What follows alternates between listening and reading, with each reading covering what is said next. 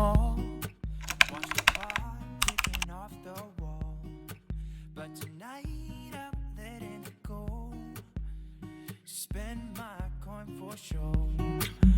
I'm gonna be myself, or I could be someone else.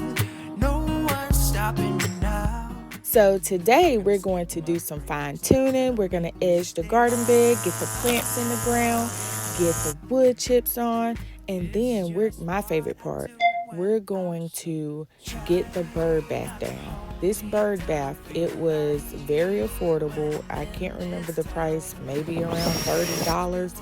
But it took only like 10 minutes to put together. So simple, and it's so cute.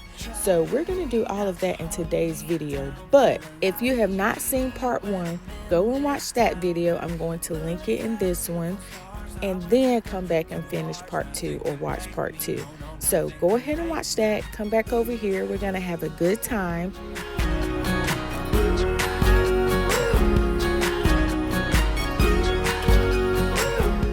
So, one of my main tips is improvise. Use what you have. You don't have to go out and buy brand new things. As you can see, I did some transplanting. These 3 hosta plants in the front, they came from the front yard. It was kind of strange looking to me. I just didn't like it.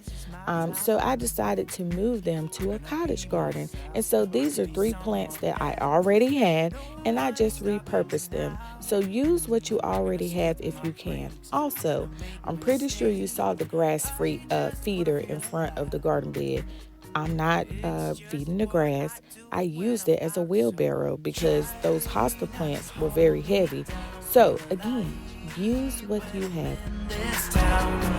Look at those beautiful stars. I wanna drive a faster car. Nothing can break me. No, nothing can break me. Please make sure that you kind of stage how you want your plants to be, because how you see it in your head, it may not look like that once you put them in the ground. So make sure you stage them first before you go through the digging and everything. Stage them, and then once you see how you like the placement, then go ahead and put them in the ground.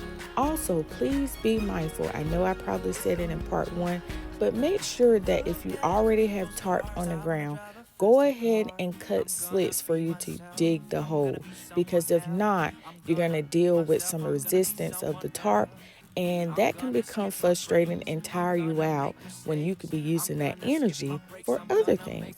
So those are a few tips. I'm gonna be someone else. I'm gonna be myself. I'm gonna be someone else. I'm gonna skip my breaks. Do y'all see all of that water plopping up? So it has rained for the past 2 weeks, pretty much every single day.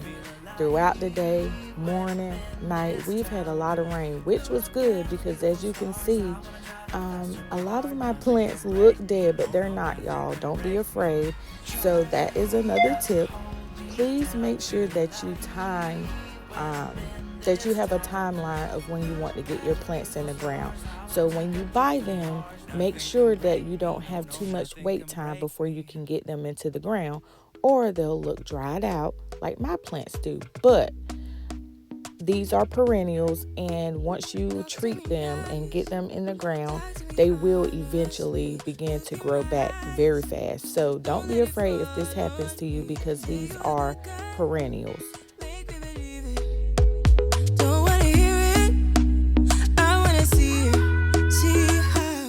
Do y'all get sidetracked like I do?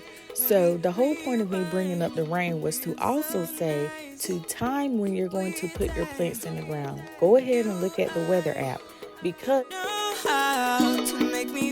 so go ahead and look at the weather map and map out when you can be outside. They even break down the time frame or the different times that you can expect rain. So I think this is very important when you're looking at when you can be outside, especially if you're working outside the home.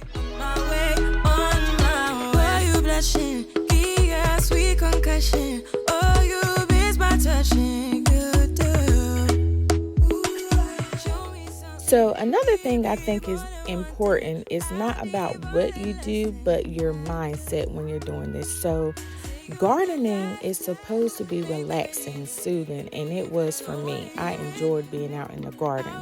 But you also have to make sure that you're being patient. So with cottage gardens, you don't have much space. And right now we can see space in this garden. But that's because, one, I didn't want to rush and choose plants that I wasn't sure about if I would like them or not, and then put them in the ground just so that we can cover the ground. So this is a process. You can be patient and use what you like, use what you know, and then learn throughout, and then add plants as you go. So that's what I'll be doing. These are the plants that I was sure about. I was thinking about the colors that were going to be here. I was thinking about what I wanted it to look, what I wanted the garden to look like. And so this is what it looks like now, but it won't look like this next year. Also, keep in mind, a lot of my plants, because there were 2 weeks of like pretty much drought, and then there were 2 weeks of rain nonstop. And so some of my plants do not have the blooms on them right now, but they will come back. So how this garden bed looks now, it won't look the same about 2 weeks from now. And so what I'm going to do once the flowers are in bloom, because they probably will be before fall comes, I'm going to do a garden tour and go through the plants that I chose, why I chose them, and how the garden is working. And so we'll get to see it in all its glory with all its blooms.